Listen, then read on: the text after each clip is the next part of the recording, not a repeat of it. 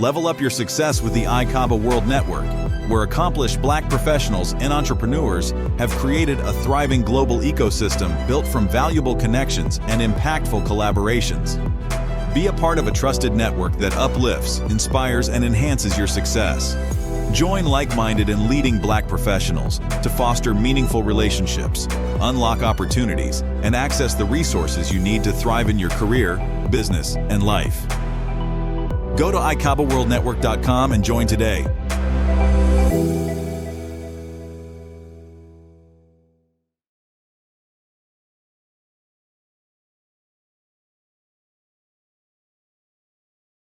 can read Thomas Kuhn, The Structure of Scientific Revolution, and he said that goals should be believable, achievable, conceivable, and measurable. And measurable is the key. Why? Because what gets measured gets done. When you threw your agenda up there today, Jerome, you said that this is the new normal, and it is. So what does that mean? That means that one day we will get over this pandemic. I was just reading online where the airline industry is forecasting that they won't get over the pandemic, hotel and airlines, until 2024. But eventually they will get over it. Now, when we say a new normal, how we go about our business today will not change. Yes, the pandemic will be gone, but there will be a new normal in place.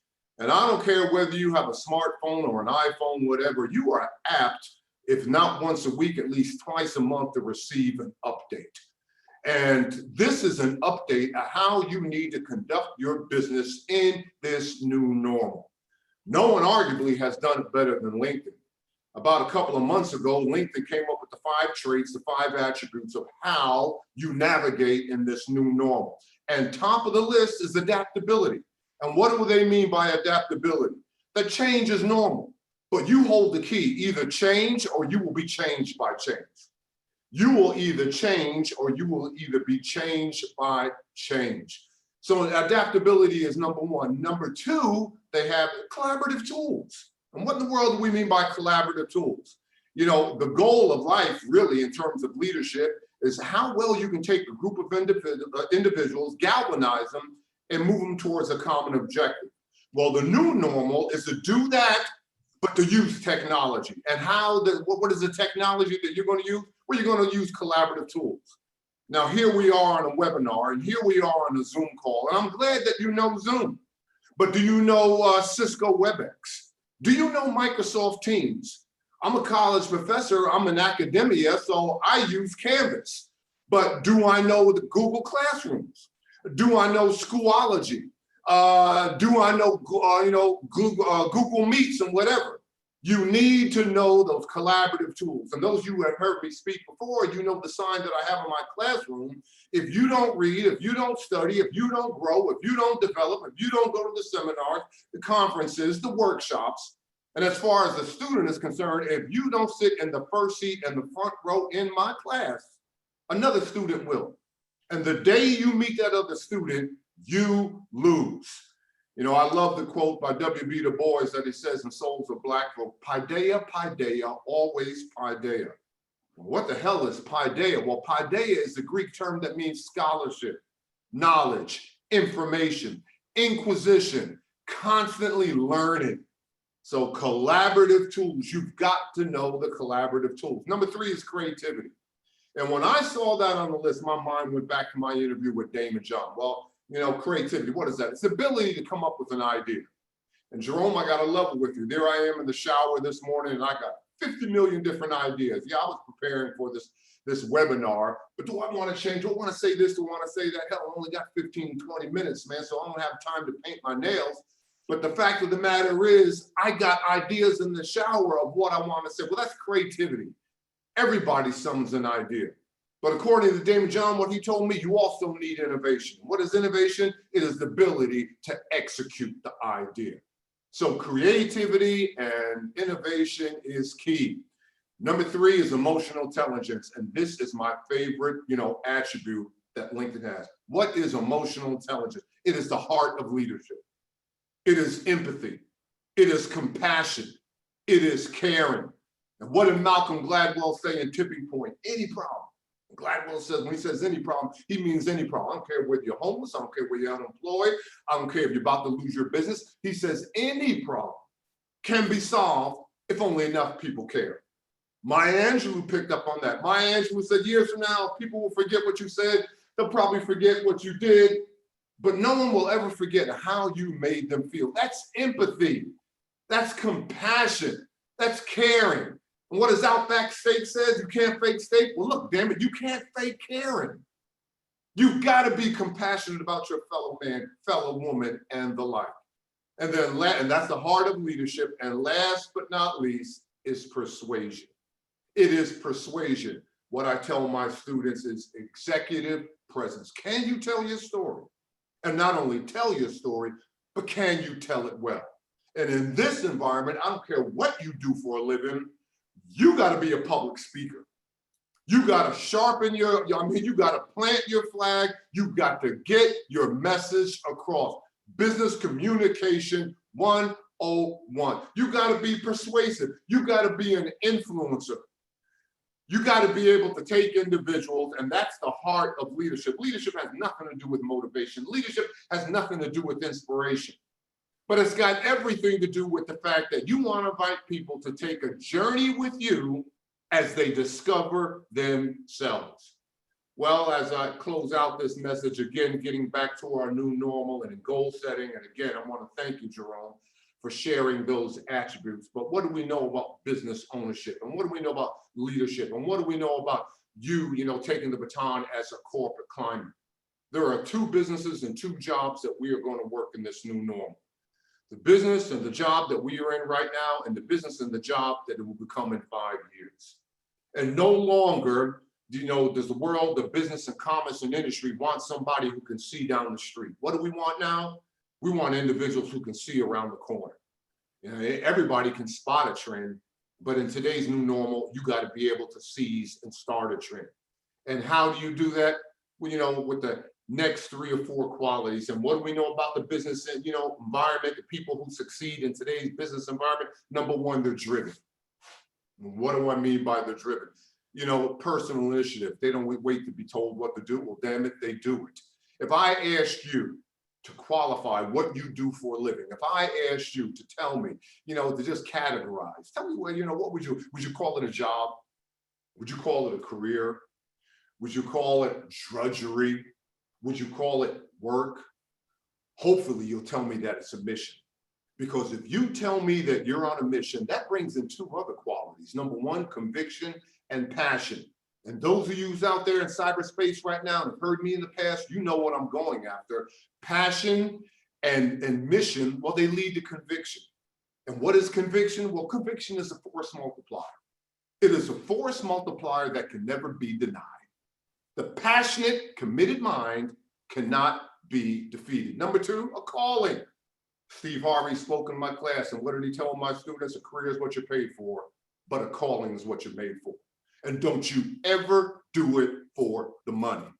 The Bible says, you must work out your own salvation. What does that mean? I've given you the tools, you got the smarts, I've given you the resources. Why do you come crying to me? And it also says you can't live by bread alone. Well, what in the world does that mean? That means you need a why. You need a big why. So what have you been called to do? What's the greatest tragedy in life? The greatest tragedy in life is not death. The greatest tragedy in life is to be alive and not know why. Number 3, not an easy task. Well, welcome to the club. Everybody is waiting to flip the script on 2020. We can't wait till 11:59, December 31st, when we can pop the bottles and say, hey, I'm checking this box. Been there, done that. I got a drawer full of t-shirts to prove that I survived 2020. Well, what are you going to do in 2021? I mean, you got the keys in your hand. You're looking through the windshield. Where in the world are you going? So in 2021, you got to focus on 3 critical aspects. Number 1, where have you been? No one on this webinar, no one on the Zoom call is 16. You've been around the block for a while. Where have you been? Number 2, I apologize for that. Number 2 is, where are you going? Where are you going? And then last but not least, what can you do? What LinkedIn says, it's time for you to plant your flag. And what do we mean by plant your flag? What can you do better than anybody else? What can you do better than anybody else? What is your area of excellence? Plant your flag and tell the world. And then last but not least, you got to do more than what is expected and more than what is required. Those folks who do what they're expected to do, what do they get? Well, damn it, they get a paycheck. But those individuals who go above and beyond what they're expected to do, what do they get? Well, they get opportunities. And that's what we need in 2021. We need more opportunities. Not how did he die, but how did he live? Not what did she gain, but what did she give? These are the measures to merit the worth of a man and woman, regardless of birth. Not what was the station, but had they a heart. And when you use these 5 attributes, it's how you play your part, what you'll be known for today. So there you are. That is my little feeble message today. Jerome, as always, I love you, my brother. Thanks for bringing me on your Zoom call. I hope we got something out of this message, and I want everybody to have a great business with breakfast. God bless you, Jerome. Well, you know, Dennis, thank you. I mean, I am too embarrassed for even for you to say thank you, because the, you know, you're a national treasure for us, brother. And any opportunity that I have to get you in front of folks, you know, to hear, you know, what you have to say. You know, you're almost like John, you know, out in the wilderness, man. Even Jesus had to come to John to get baptized. So, you know, I say that, you know, with a smile on my face, man, but with a real serious conviction in my heart, brother. You know, you're the truth. And guys, matter of fact, Charles Minifield says you're amazing. You're the man. Michelle Willis says we're ready now. We can go do this. We're going to run through walls. You know, but does anyone have any questions? We've got Dennis for just a couple more minutes. And so there's a Q&A or a chat, you know, put your question in. And Jennifer, yeah, you're right. This is a great way to start the day. If you can't go out and be fired up and make something happen today, then you might want to just go ahead and shut it down. You know, so as a matter of fact, I'm mad that my daughters are not on here, but that's all right. We're going to have a meeting on Sunday. And guess what's going to be on the agenda? We're going to play the video. All right. So let's see. I see a bunch of comments in the chat. Let me see. Everyone's got a question here. Oh, Michelle wants a room in your house for inspiration. Okay. Well, yeah, this is my sanctuary. My daughters come over and they say, Mom, where's Dad? I said, you know where he is. He's downstairs in the study having church. My wife and daughter say, you're the only person I know can be in the house but not be in the house. Well, there's a good friend of mine I haven't seen in a long time, and he was a digital marketing expert before anybody even knew there was such a thing as digital marketing. His name is Jay Berkowitz.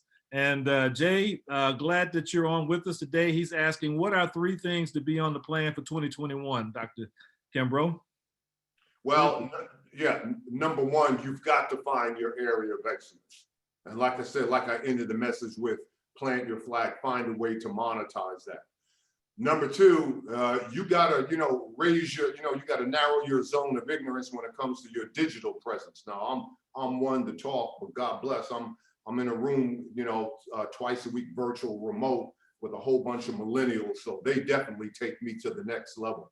You know, everybody's got a gift if you got a smartphone, because in the next year and a half, 2 years, you're going to have 8 billion people online with smartphones. So what does that mean? That's 8 billion sets of eyes. That's 8 billion sets of ears. That's 8 billion, you know, brains, you know, in which you go ahead and share your product, your service, your business. And if you can't digitize your business, you're going to be out of the game. You know, you've heard me say 21 different ways to market or sell a product or service, and everybody uses 21, which is internet right now. And then last but not least, you got to take time and step back. Jerome, you were talking about take care of yourself. Let me tell you something, sports fans. It takes a hell of a lot of the energy right now to just navigate in this world. There are 10 different forms of wealth, and number 10 is confidence, charisma, and energy. And what do we know about energy? There's 2 types of energy. There's fast and high, there's slow and low. And what do we know about fast and high? Fast and high always usurps slow and low. So go ahead, take care of yourself, get your energy. You know, I told you I got both of my knees replaced, but that doesn't stop me from 6 days a week walking my 5 miles. And 1 day a week, got to go in the gym and move some metal. Why? Because I plan on being around for a while. Yes. You know, I've set goals for myself. And at the top, my number one goal right now, I've reset my goals to make sure that I stick around to see my 3 grandchildren walk across the stage and get their degrees. So I'm under a lot of pressure because my youngest is age 70. So that means we got a little gap that I got to take care of myself. But those are the 3 aspects that we've got to focus on today. Well, a couple of quick questions real quick. One, Caroline wants to know your favorite business book of all time and what are you currently reading? Wow. You know what? You're in my study right now. And I dip in, well, when I was a junior in college, and I went to the dean's office begging for money. Weren't that many blacks at that time. They brought in 300 in my class and they had dwindled out, blah, blah, blah. And I didn't know that he was going to help me. What the hell I got to lose? My parents didn't have any money. Well, sure enough, he had his secretary type up this letter, put his budget code on, told me go to the bookstore, get whatever I want, get whatever you need, blah, blah, blah. Because he saw I was on par to graduate. This at University of Oklahoma. So I shared with my students, and I'm in my study right now. And when I went through the bookstore, and he said, he did say, get anything you want. And here it is right now. I don't know if you can see that. That's one of the books. Milton Friedman, Capitalism and Freedom. It was one of his bestsellers. When I was at Northwestern, I thought about transferring after my first year to the University of Chicago to study under Friedman, and I didn't do it. And then last but not least, here it is right now. Souls of Black Folk. Sorry about that. Bang. Souls of Black Folk. And W.B. Du Bois, man, ahead of his time, and we are still grappling with some in terms of our finances, in terms of where we need to be as a race. And when I get despondent, when I get frustrated, and there's so much stuff out there to make me despondent and frustrated, come down here, pull out W.B. Du Bois, pull out Martin Luther King, and I dip in it for my P&D. I don't start the day off without P&D, prayer and devotion. Got to get my mind straight, because what do we know? 5 minutes with the Creator first thing in the morning just might change the events of the day. That's powerful. And I think that's a wrap. we really appreciate it. I mean, there are some other questions in here. I want to say a couple things. One, if you want to know more about Dennis Kimbro, read his books. Okay, let's get into Amazon and buy up all the books that are there by Dr. Dennis Kimbro, so they got to order some more. Okay, so you may not be able to talk to him every day, but you can read his book every day. And he has, I think, 7 now, isn't it? I got 5. Is it 5? Okay. Working on number 6. That's and right. I thought, number 6 you worked. Okay. Yeah, I thought, here I am working on it, blah, blah, blah. And I just got a phone call about 2 weeks ago from the Napoleon Hill Foundation. They want me to go in a completely different direction. That won't be the first and last time I had to pivot in my life. Well, if there's nothing else that you read, get Daily Motivations for African American Success. You know, so it's in the living room. I was going to pull it up and tell everybody. But anyway, guys, we really appreciate, on behalf of everybody, you know, Dennis, thank you for being here. And let you get to the class. And I'm going to go now introduce our next speaker. And so, again, man, I hate hanging up on you, brother. I'm going to move on to Stacey. You just got us all so fired up. But thank you. You're absolutely correct. He got us fired up. Let me tell you, you got me going behind Dennis Kimbro? Really? Really? Well, I heard how good you were, Stacey. So he's Dennis Kimbro. Really? I understand. Better you than me. Take care, everybody. Have a great webinar. All right. Thank you. Okay, folks. Well, you know, as Stacey said, he is a tough act to follow. But when you're the president and chief executive officer of the Georgia Minority Supplier Development Council, which is Georgia's leading small business development and supplier diversity organization, you're no lightweight yourself. And under her leadership, the GMSDC has grown to be one of the top performing councils in the National Minority Supplier Development Council network, receiving the Council of the Year award 4 times. So that's like LeBron has 4 championships and Stacey Key has 4 championships. Today, the GMSDC serves more than 700 minority business enterprises and over 400 corporate members. As a seasoned corporate executive, Key has more than 20 years of experience driving sales, marketing, operations, and customer service at global brands like IBM, AT&T, Schlumberger, and Samsung Telecommunications. Stacey has been recognized as a leader throughout the state for her career accomplishments and customer service. Key is actively involved in the community and serves on numerous boards of directors, including the Georgia Department of Transportation, Midtown Alliance, Football Hall of Fame, and also the Georgia Chamber of Commerce. Now, we've gotten fired up, if you will, by Dennis Kimbro, and he's got you ready to understand the why. And now Stacey's going to talk to you about the how. First of all, Jerome, thank you to you and to Becky for giving me this opportunity to talk about 2020 and how we prepare for 2021. I want to applaud both of you for all your efforts in helping entrepreneurs make sure they have the information and the resources to thrive and survive.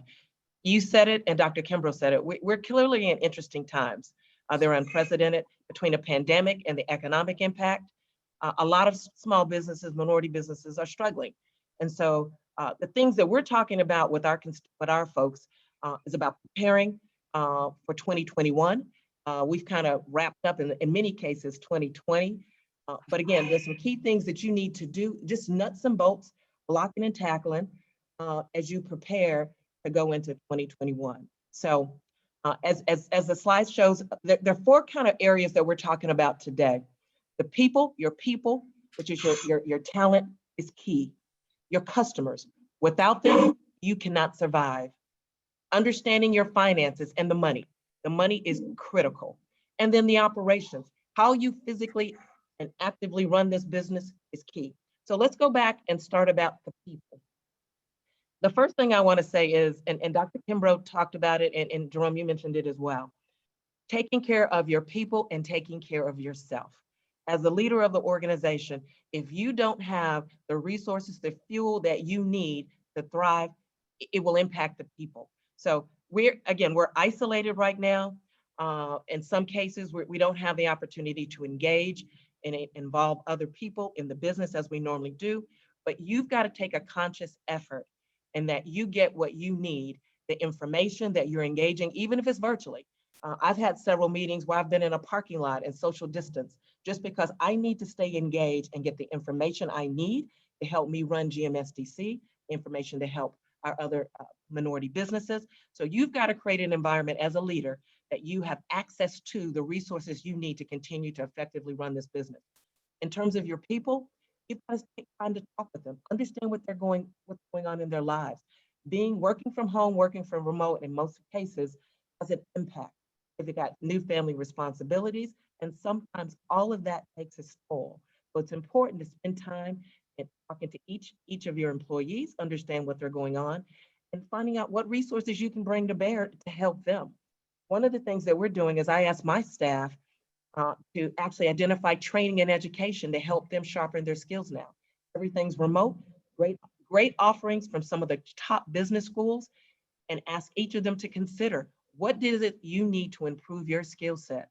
And looking at Harvard, looking at Princeton, looking at all of the top, Emory has offering free educational opportunities, making sure my staff has access to all of that. So the people, and making sure you take care of the people. Without your top talent, you can't succeed in 2021. You need the people.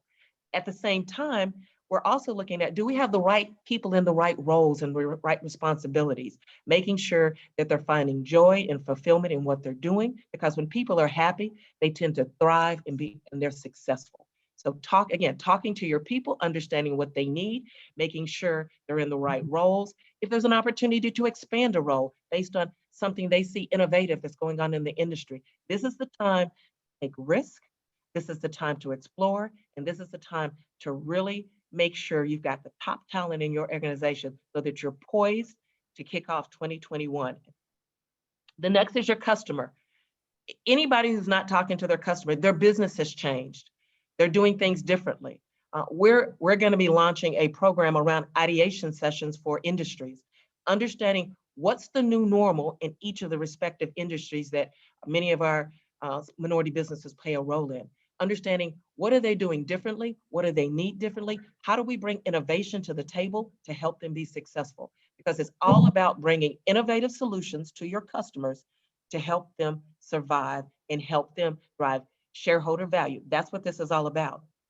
And so your customer, talking with your customer, understanding what their pain points are, understanding new solutions that possibly you can bring to the table, that's going to be key as we continue to navigate in 2021. While this is a pandemic, it's time to shore up your market research. What are your customers telling you about what's going on in their business?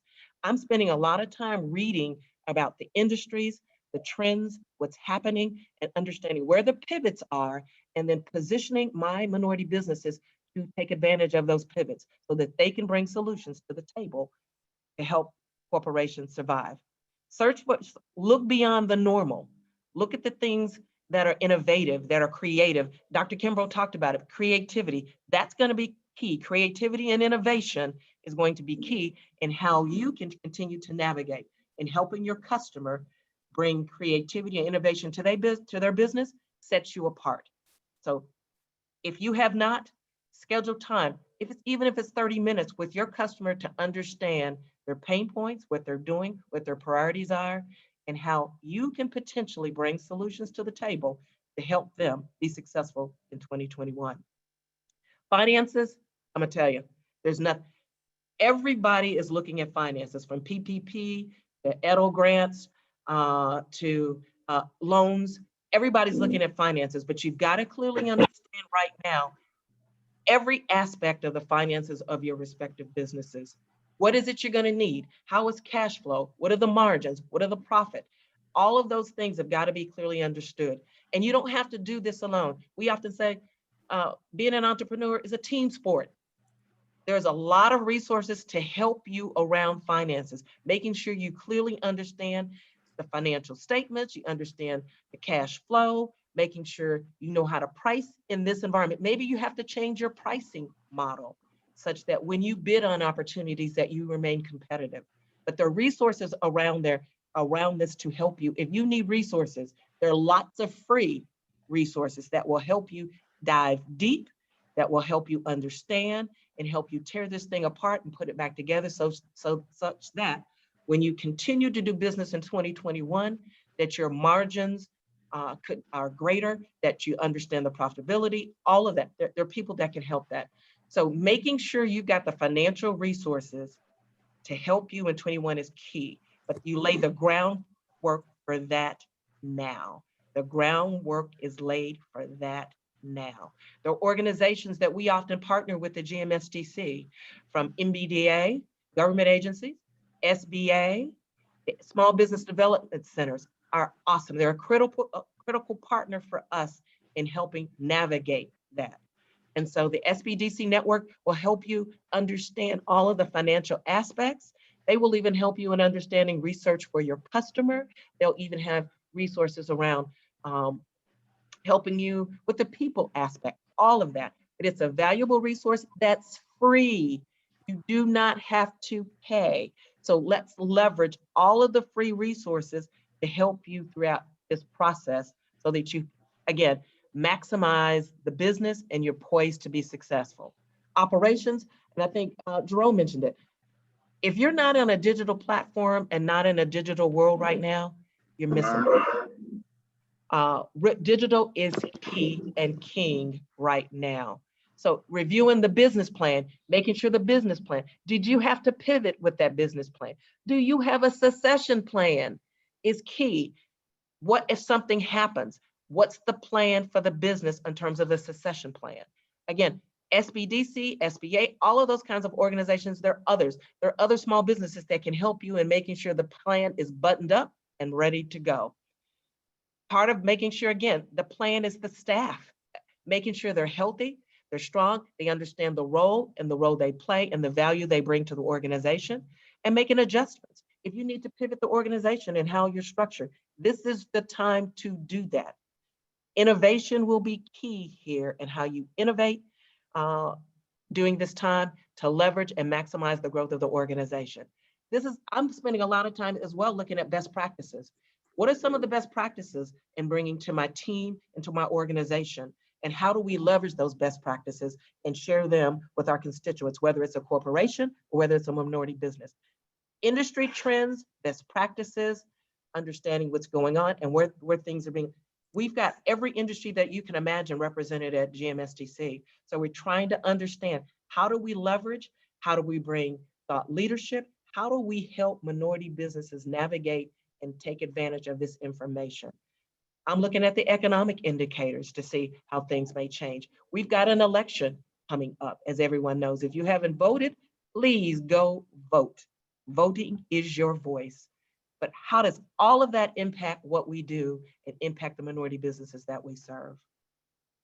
Strategic partnerships. Can I say strategic partnerships? Can I say it again? Strategic partnerships. This is the time for you to understand, how do you partner?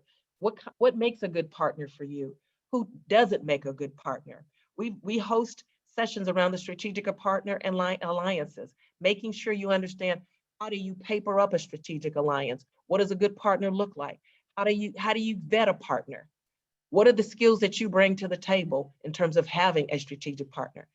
This is the time to look at, how do you leverage all of that, again, around your growth strategy and growing the business. The partnerships that you form can be key for the future in terms of growth. So look at how this can happen. If you need help, if you need resources, they're there to support you. Again, as you look at your business, cybersecurity is critical. We're in a digital remote environment. Do you have the infrastructure to support the growth of your business? Am I buttoned up from a technology perspective? Is my technology plan been updated? Cybersecurity, I've reviewed all of that. My safety protocols, if I'm going to be bringing people back into the office, have I instituted the best practices and the safety protocols to make sure my people and myself, that we're safe? Because that is going to be important. Again, resources are available, templates are available, information is there. We're going to be hosting a whole series of pivoting and back to work and safety, all of that. Lots of organizations are doing that. They're providing that information, that resources. Leverage it so that you can button up and you're poised for growth. And just wrapping up, this is the time that innovation, creativity, and again, Dr. Kimbro laid it out. This is the time to bring all of that together, leveraging your people, your technology, your operations, and making sure that you have the financial resources to really grow and thrive in these very interesting times. But know that you do not have to go this alone. You do not. Entrepreneurship is a team sport. There are resources and people available to help you navigate this environment. Please leverage all of the resources. And I always tell people, leverage the free before you go to fee. And there are lots of free resources to help you navigate in this time. And so, Jerome. Well, thank you, Stacey. And you're going to hear that again. I love that. Leverage the free before you go to fee. Absolutely. All right. Well, that was fantastic, Stacey. And, you mentioned about the strategic partnerships. And one thing I think that we are as a people getting better at is collaboration and strategitic partnerships. And as a matter of fact, one of my good friends that I've met and has become just a really valued partner, Melvin Coleman, who runs the Chambers. Yes, Melvin is awesome. So, I'm a member, and there's a bunch of ICABA members that are ABC members and a bunch of ABC members that are ICABA members. So that's right. And absolutely. There's a lot of work out here, and there's more work than hands. So, we're trying to make it happen and work together and be smart about it. Stacey, thank you so much. I'm going to go ahead and I've got another poll we're launching. And so I'm going to launch it now while I get ready to introduce our next speaker. And then after him, we will get into a Q&A period. So if you got questions, please put them in the Q&A. Feel free to comment in the chat, as well.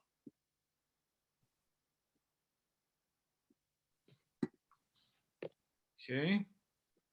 So, ladies and gentlemen, it is my pleasure now, and I'm going to introduce our next speaker, and his name is Leamon Sowell, and Leamon is the founder and managing partner of Sowell Law Partners and PLC, and he has been practicing corporate and business law since graduating in 1981 from the Northwestern University School of Law. In 1981, Mr. Sowell's career began in the Office of the General Counsel at Marathon Oil Company in Findlay, Ohio, where he gained experience in the merger and acquisition activity of the company, including the merger between Marathon Oil Company and U.S. Steel, which was a $13 billion transaction. Mr. Sowell moved to Michigan in 1984 and joined the firm of ICABA-Gossett PLLC as partner, and his practice included transactions involving acquisitions, corporate financing, and public offerings. Since the early 90s, Mr. Sowell's practice has focused on assisting certified diverse suppliers with developing growth strategies by working with large corporate customers who are committed to developing sophisticated and strategic supplier diversity initiatives. Sowell Law Partners was founded in 2000 to assist clients, certified diverse companies, MBEs, WBEs, and veterans, and large corporations to deploy strategic growth tactics of the strategic alliances, joint ventures, and acquisitions. So, ladies and gentlemen, I am pleased to bring to the next person on the screen will be Mr. Leamon Sowell. We are about 63% of the folks have voted, so I'm going to give it about another minute on this poll. We're asking about your business needs, and this will also, again, help us to be able to focus in on how we're helping you here today. And Leamon? Good morning. Can you hear me? There you are. Okay. Yes. So we have you now, and welcome to the screen, and it's all yours. Well, good morning, everyone. It's my pleasure to be speaking at an ICABA event. I've had the pleasure of attending some of your events and have always found them both educational and fruitful from a networking standpoint. So it's a wonderful organization, and I hope that those of you who are thinking hard about taking full advantage of being members of ICABA will join and will take advantage of the wonderful fruit that it provides. This morning, I am going to dive a little deeper in some of the issues that we've been talking about.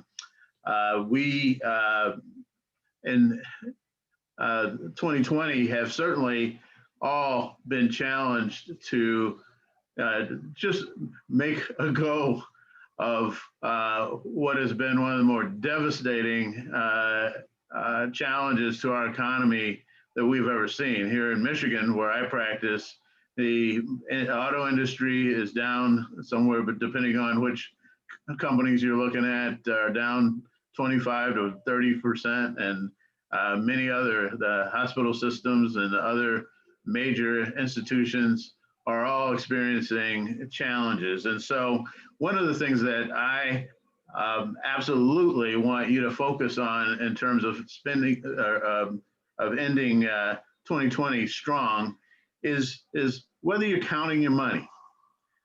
And I say this to entrepreneurs, you know, it could almost be insulting to ask an entrepreneur, do you count your money? But in my 40 years of working with entrepreneurs, I find that we don't count the money we used to, and we don't use the same common sense that many of us had when we were just kids, you know, where you would sit for the week and determine what your allowance was and what you were going to spend it on, whether it was a candy or whether it was some other kind of thing that you wanted to enjoy. You knew that you had to live within your resources.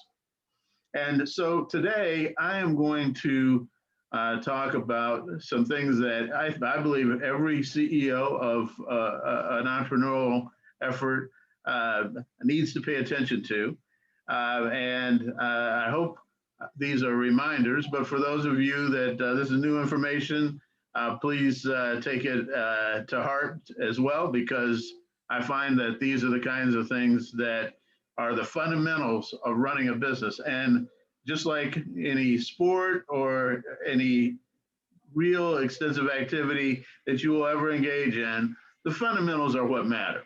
So I'm going to take you back to the fundamentals, and we're going to talk about what those things are as it pertains to your entrepreneurial effort. So the first imperative that I make sure CEOs focus on when it comes to money is the imperative to review financial statements on a monthly basis.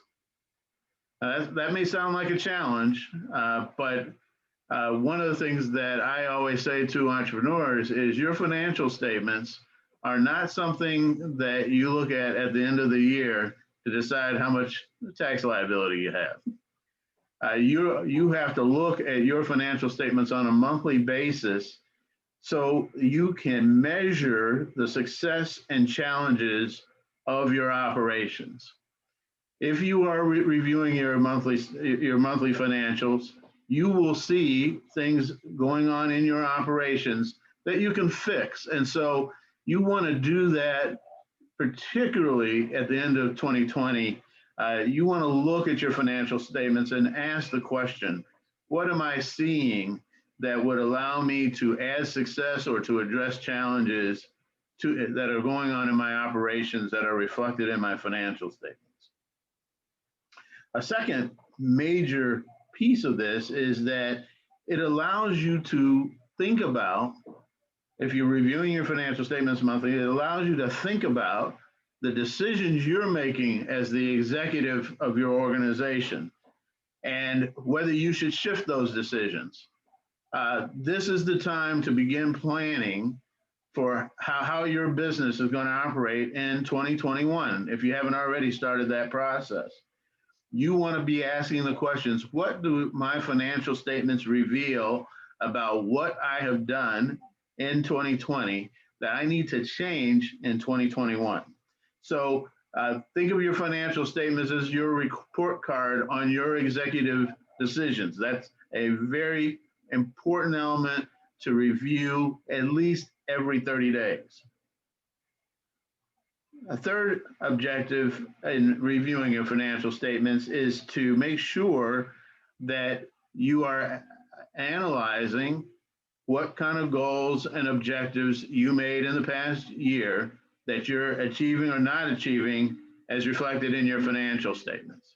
So your goals and objectives should be reviewed in light of your financial statements. And that's the data that's telling you how you are doing in terms of your financial performance in your business. And if you're not looking at your financial statements regularly, you really aren't exercising that necessary review of your own performance to give yourself the opportunity to change. And we often talk about change, but you really need data to make good decisions about change. You don't just change for changing's sake. Another important imperative in understanding your financial statements is the review of your gross profit margin generated by your company. Now Stacey alluded to this, but I'm going to drive a little deeper into why that's so important. Understanding the key elements of your gross profit margin provides you with a perspective regarding the position of your revenue and whether you can generate more revenue profitably. Now, what do I mean by that? I want you to think about your income statement for a minute. You usually see sales, and then you'll see cost of goods, or if you're a service company, you might be looking at salaries that are key costs to generating your revenue. Then you get a gross profit margin statement. And one of the things that I've often asked my entrepreneurial clients is, do you really understand what that number is telling you? What is that? We talk about gross profit margin, but do we really know why it's important? Well, let me talk a little bit about that. So your gross profit margin number really represents the value added by your company to your product or service. What am I saying? I like to use the example of selling a nail. Think about a nail that you would hammer into a piece of wood, okay? And if you were in the business of selling nails and you could buy nails for 2 cents a piece, but sell them for 10 cents, each one of those nails is generating a gross profit of 8 cents, right? That 8 cents is the value that your customers view that you're adding to that basic cost, that 2 cents cost on that nail. So your gross profit margin really reflects the value added by your company to your product and service. Why is it important to know that number? Well, your selling and general administrative expense is the cost that it takes to generate gross profit margin. Not everybody focuses on that. And sometimes, and particularly for those who aren't reading their financial statements, people forget that if you want to run your business profitably, your gross profit margin month to month should be covering or exceeding significantly your selling, general, and administrative expenses. So if you can remember that as a formula, that I need to keep my selling and general administrative expenses less than my gross profit margin, you can run a profitable business. Extremely, extremely important that you understand those rules. Now, what's the difference if you're selling products versus salary? This is something I used to really struggle with before I really became knowledgeable about financial accounting and really learned to read my own financial statements in my business. And one of the things that my CFO had to teach me was that I had to monitor my costs. I had to really understand my costs to run a financially successful business. So in a service firm like mine, where we have lawyers and support staff, my greatest cost is the salary of my lawyers and the salaries of the support staff that creates the revenue in the business. So I had to learn to make sure that I was generating enough gross profit margin against those salaries, that cost, to be able to pay for all the other things that we used in the business, which involved our selling and general and administrative expenses.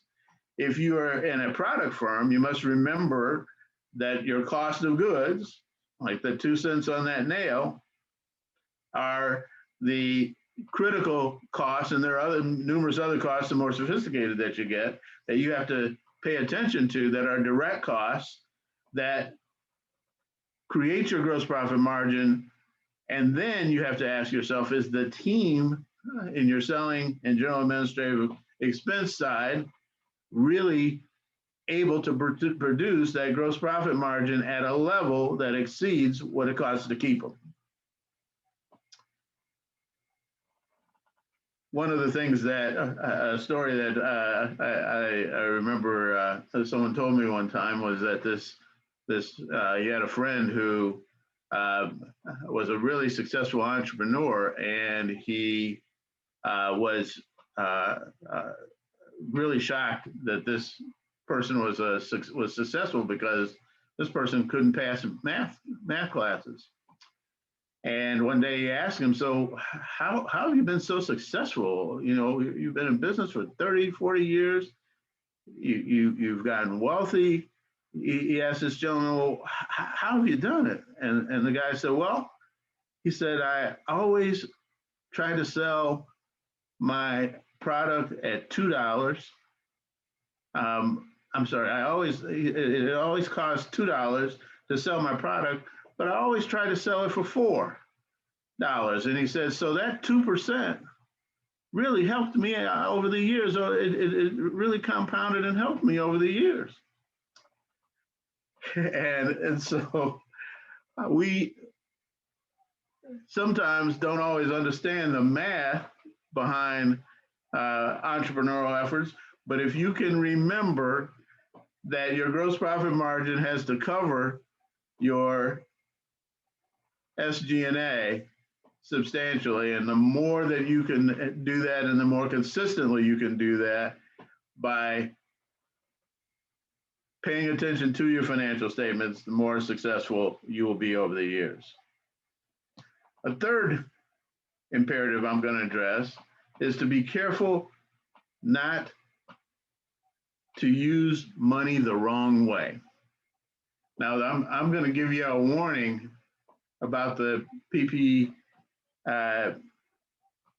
issues and the issues around how you use some of these monies that are out on the street right now. First of all, as Stacey said, free is always good. So if you have someone in your business that is focused on paying your or securing grants, that is a really awesome way to finance your business. And in my business, I've had my CFO working to secure as many grants as we could secure, because that's free money. You don't have to pay it back. You don't have to have any fear of paying it back.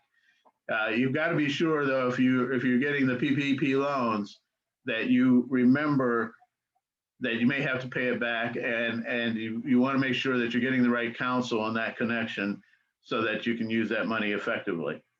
But remember, too, that lines of credit are really to loan money to your customers. It's not to use in assets. That's long-term debt and equity when you're buying assets. So make sure that you learn how to use money correctly so that your bank lines don't get used the wrong way.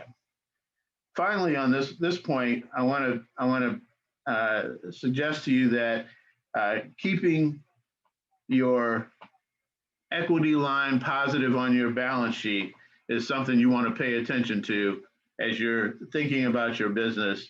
It's really, really critical that you do this, because that's one of the first things your banks look at when it comes down to the question of whether they're going to let you leverage them in the future. I'm also going to turn now to the question of 2021. And as it's been mentioned earlier, you want to pay attention to opportunities to do strategic alliances and joint ventures. This is the inorganic way of approaching the marketplace. And as Hutch said earlier, we're getting better at it, but I want you to know that that is a technique for growth. Those of us who are traditional merger and acquisition lawyers, we know that if you are working your business from an organic growth standpoint, which means that you're out trying to sell, that is an efficient way, if you really are an expert in developing strategies for organic growth. And you should know that there are all kinds of interesting theories that you can get good education. I encourage you to take executive training courses that are available free or for a fee. In my case, I always advocate the fee side, since that's what I do. But there's a lot of great free education, in all seriousness, that you can take advantage of to learn about organic growth and how to sell your business. But one of the things that you also want to pay attention to are the techniques for growth that we call inorganic, which are the ability to latch on to bench strength, technology, financial resources, goodwill of other companies, just a lot of important assets that you can gain by doing strategic alliances, joint ventures, and acquisitions. Those are the organic growth techniques. I'm going to talk just a little bit about the strategic alliances and joint ventures, just in a general concept way, and then I'm going to wrap up. So it's critical, if you're entering into a strategic alliance or joint venture, that you plan the strategy behind that strategic alliance and joint venture. I always call them strategic alliances because if they aren't strategic, they're just poor alliances. If they're not strategic joint ventures, you're probably in danger of living out somebody else's agenda. So you want to make sure that you have a strategy and a business case, a strong business case for what you are doing in that regard. Secondly, you've got to make sure that you document your strategic alliance and joint venture properly with professional help. Do not try to set up strategic alliances and structure them unless you're an expert or you've got subject matter experts around you who can help you with that. Third, develop a team. When you're developing a strategic alliance or joint venture, make sure that you are defining the functional roles ahead of time between you and your partner. It's critical that you're doing that, and it's critical that you're involving your respective teams in doing that so that everybody is going along with the strategic alliance or joint venture that you're entering into. And finally, make sure that you are basing the strategy of your strategic alliance and joint venture on the directional trends that your customers are going in. What that means today is that you really need to understand where your customers are. One of the things that we're doing in the auto industry that are making for much larger transactions for minority business enterprises is we're asking the automotives, who are your leveraged suppliers that need to be that need strategic alliances, joint ventures, or maybe even need to be acquired that we can add onto our businesses, bolt onto our businesses for the purpose of gaining scale so that we can get more business in 2021. So those are the kinds of things that you can look at. I'm sorry, I can't spend a lot more time giving you details around that, but hopefully this has been helpful in getting you to start to think about how to come out strong in 2021 using strategic alliances, joint ventures, and don't be afraid to even explore strategic acquisitions. Well, thanks a lot there, Leamon.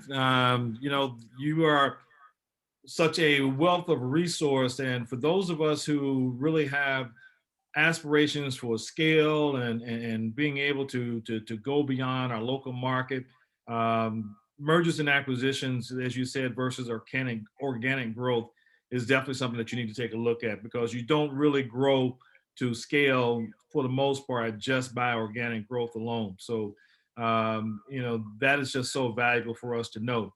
I am going to share the results of the last poll that we did. And as I'm sharing those results, I also want to mention that there is a gentleman on the line with us today named Irv Cohen. And Irv Cohen is a founder of what's known as Seed Funders. And just a couple of months ago, they launched a new fund called the Opportunity Fund. And they're down here in Florida. And they are providing, if you will, opportunities for the individuals who are a Black community to find funding through their venture capital. And there will be more information about that through ICABA. So it's one of the reasons why you should definitely join our community. And we'll send you an email when this is over, inviting you to do just that. And we'll place that information in our community. Also, just to let you know, we are recording today, and that information will be available in terms of the video on the next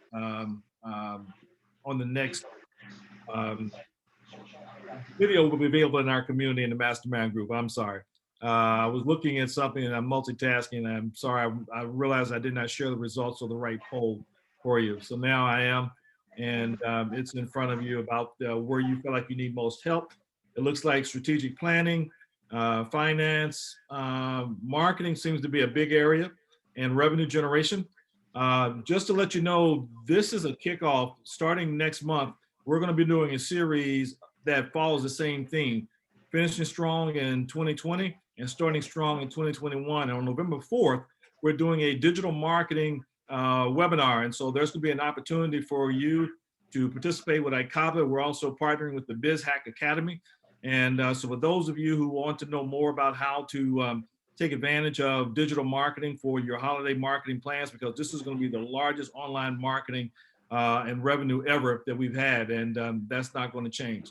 So let me also open up now, to Q&A, and we've got our two panels here left, and there was a couple of questions. There was one, I think this was actually for Dennis, but I'm going to throw this out, Stacey. I think that this might be something that you can answer for Charles Minifield.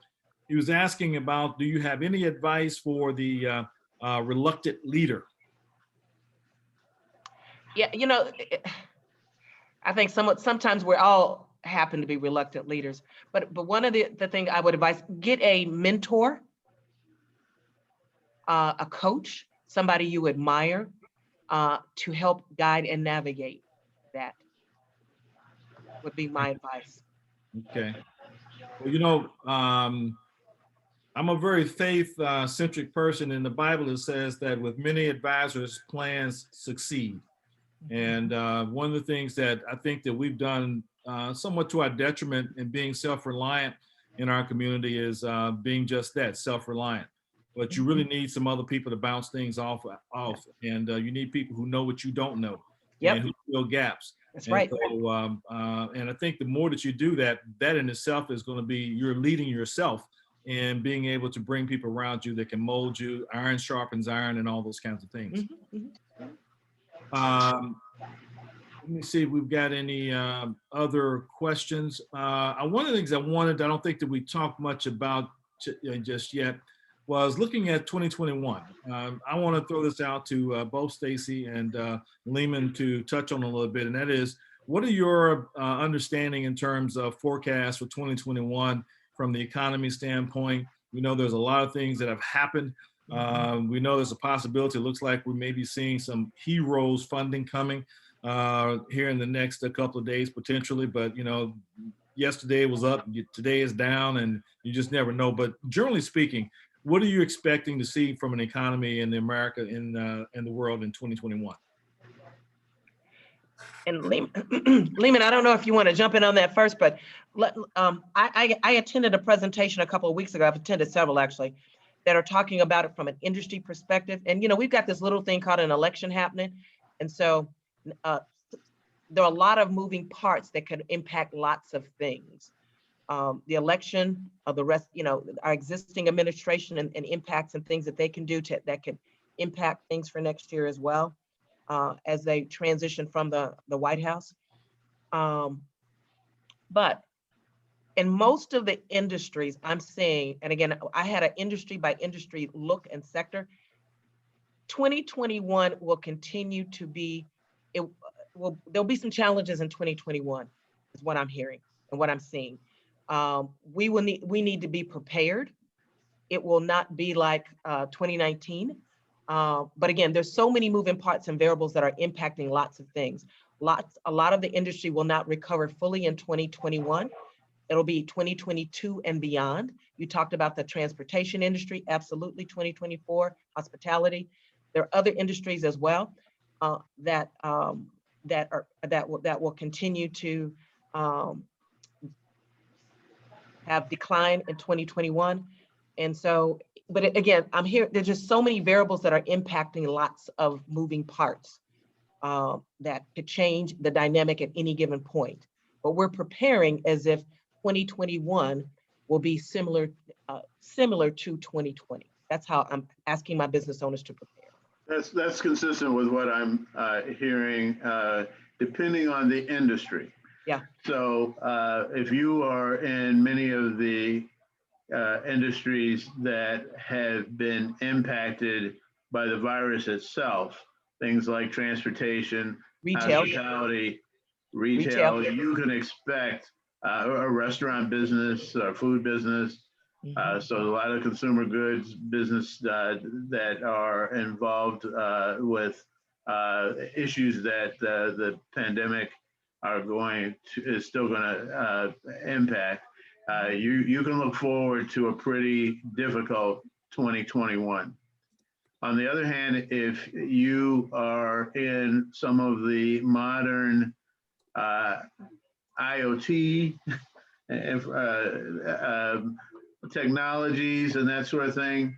Healthcare. Those industries are booming. Healthcare, depending on what side of healthcare. Yes, absolutely. On the elective surgery side, No. you may be in trouble even through 2021, because as long as this pandemic exists, the surgeons aren't going to be doing a lot of elective surgery, because a lot of the beds are being taken up by people that are ill with the viruses. So if we continue to experience this virus, and all indications are that we're not through with it yet, or the worst, we may be staring at another substantial impact from that.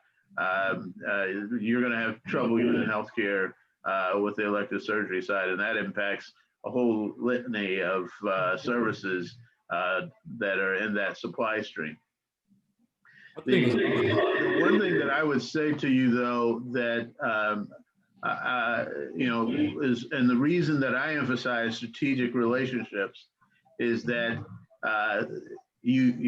what are we told on how one of the fundamentals of making money? You buy low and sell high, right? So if you're thinking about business the right way, and you're looking for the right kind of strategic alliances that you might be able to grasp now, because people might be desperate. Look for those opportunities, and that's not always at a big cost. Sometimes you can use your wit to structure strategic relationships that allow you to secure new business just by virtue of your negotiation skills. You don't always have to pay money to buy assets. Let me get that in your minds.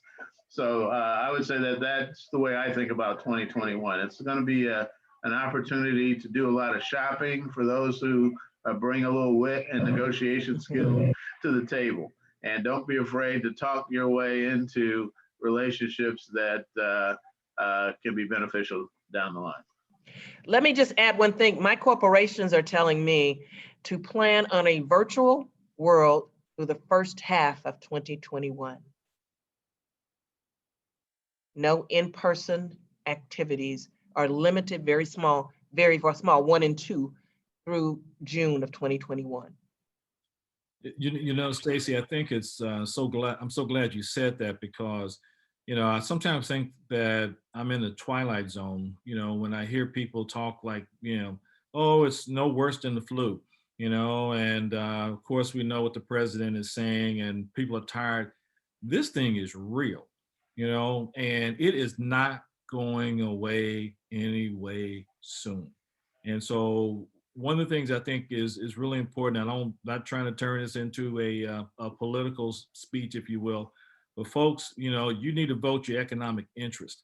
And one of the first things that my mom and daddy told me was that the first way that you deal with a problem and come up with a solution, if you will, is that you have to admit that you have a problem. And if we've got people who can't admit that we have a problem, I don't have a whole lot of confidence that they're going to come up with a solution. And so if you can't read between the lines and figure that one out, then give me a call. But, we really need to understand that we have got to get out and make sure that people vote in order to be able to protect our economic interests. Our very lives are depending upon it. And so we're talking about 2020 and 2021 and finishing strong and starting strong. Well, guys, I got to tell you, I think we'll start a whole lot stronger if we've got a different guy in the White House come, January of 2021. I'm gonna leave that. Okay, so Stacey is in agreement with me, so I'm gonna leave that there. I did also want to mention too, about the strategic partnerships and collaborations.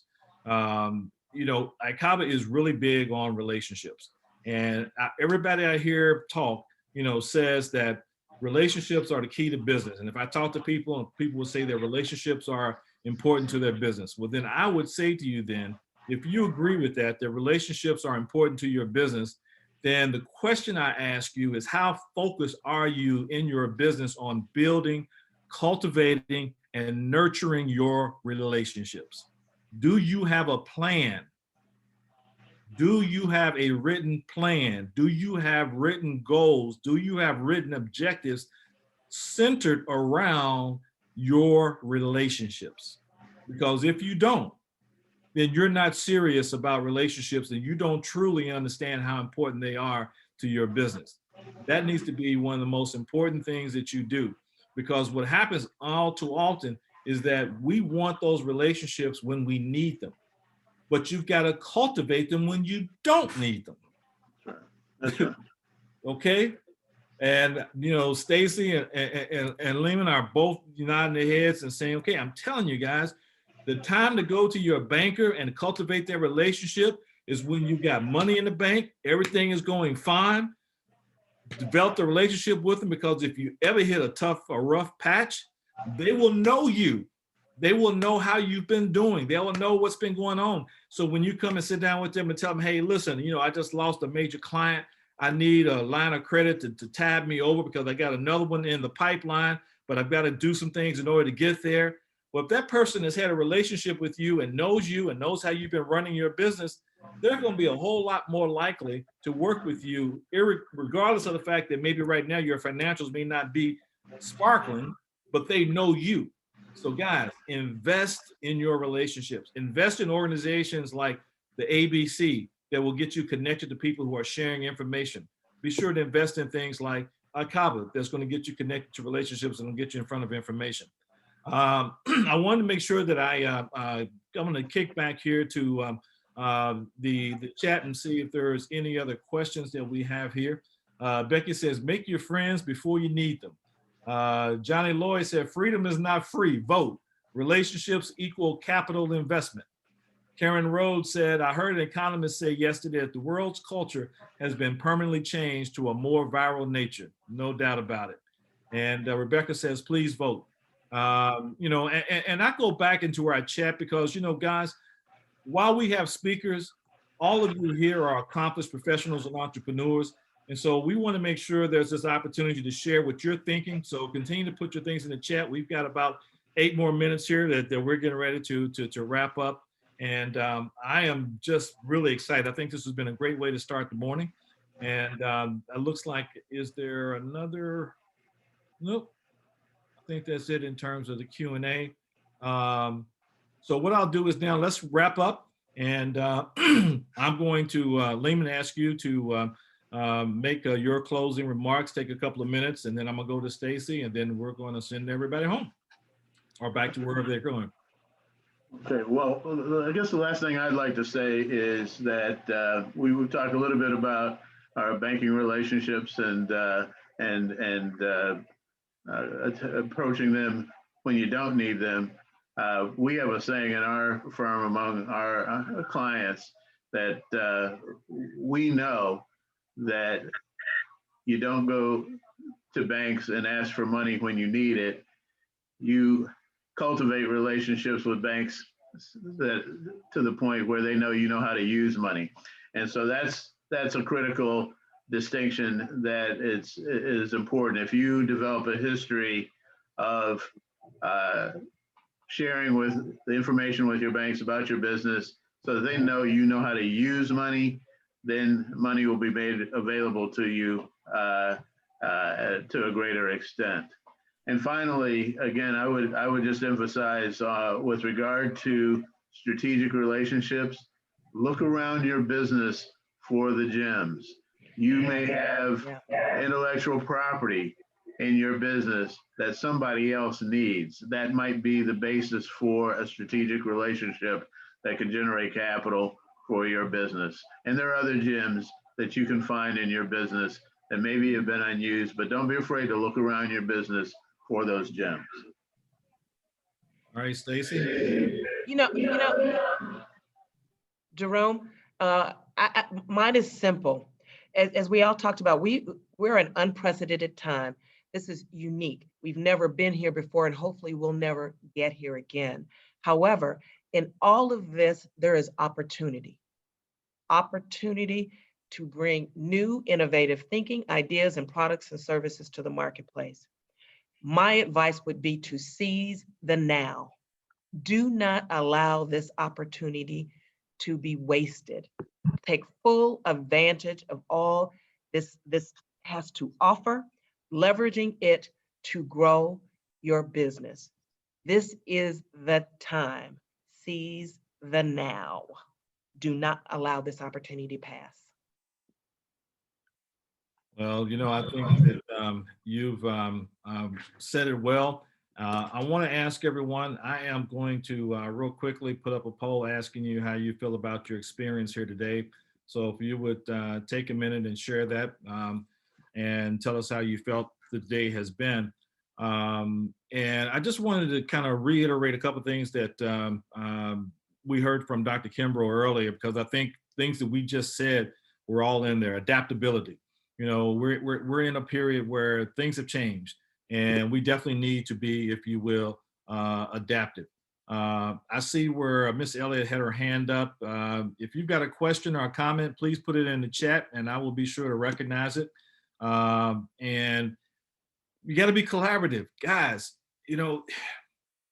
Nobody knows it all, and you need people who are going to make you look at things differently. I mean, if you're around people and you're all saying the same thing all at the same time, you need to get some new friends, and I tell people all the time, if I got a team of people and we're all thinking alike, we got, too many people in the room that are the same. You don't need everybody being like you. You need to be around people who bring a diversity of thought, opinion, experience to the table. Diversity is about innovation. Diversity is about having a competitive advantage because you have different inputs. So keep that in mind. You got to be creative. Innovation is about execution.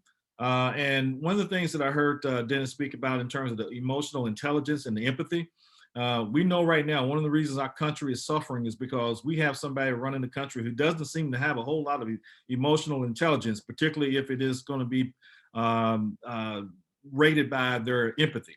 So guys, don't be that person. You want to make sure that the people that you work with, whether they're clients, customers, employees, staff, whatever they are, they feel like that you care about them.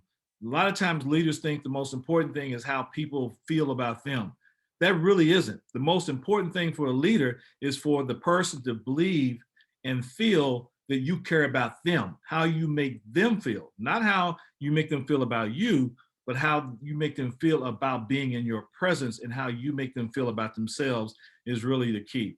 So, go forward. These are some qualitative kind of aspects as it's going to relate to your business. Stay tuned to ICABA. I've mentioned November 4th, we've got the holiday webinar on digital marketing that's coming up. And the following week, we start the series of, finishing strong in 2020 and starting strong in 2021. We will have subject matter experts in all the areas that we kind of touched on today, whether we're talking about finance, growth in sales, revenue, marketing, technology, so on and so forth. So you'll have a chance to have breakout sessions with those individuals, and we're really excited. So thank you for your time today. I want to also say thank you to the folks from South Florida and Atlanta who are members of ICABA and our advisory board members. I want to say thank you to Becky Ratliff for putting together this phenomenal, if you will, panel this morning. And just really appreciate the support from everybody, and go forth and have a great day today. Be blessed, and we thank you.